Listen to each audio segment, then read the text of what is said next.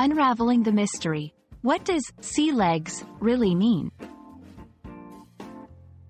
Hello, everyone. Welcome back to our English language learning channel.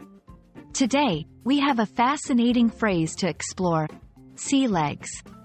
Have you ever heard someone say they need to get their sea legs? Well, you're in the right place because we're about to dive deep into what this phrase means and how you can use it in everyday conversation. So, let's get started. The phrase, sea legs, originally comes from the world of sailing and maritime activities. It refers to a sailor's ability to adjust to the movement of a ship on the water.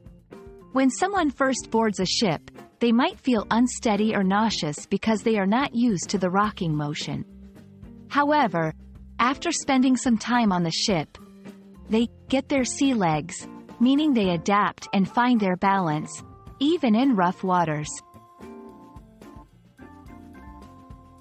In everyday English, we often use the phrase, sea legs, in a metaphorical sense. When someone says they are getting their sea legs in a new job, for example, they mean that they are becoming accustomed to the new environment and challenges. It implies a period of adjustment and learning before feeling comfortable and confident in the new setting. Now, let's look at some examples to see how you can use sea legs in sentences. 1. It took me a few weeks to get my sea legs at my new job, but now I feel like a part of the team. 2. She's a great basketball player, but she just needs a little time to get her sea legs in the professional league. 3. Moving to a new country can be overwhelming. It takes time to get your sea legs and feel at home. In each of these sentences, getting one's sea legs represents the process of adjusting and becoming comfortable in a new situation. And that wraps up our exploration of the phrase, sea legs.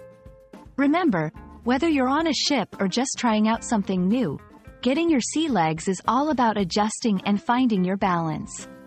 We hope this video has been helpful in understanding this interesting and versatile phrase. Thank you so much for watching, and we'll see you in the next video.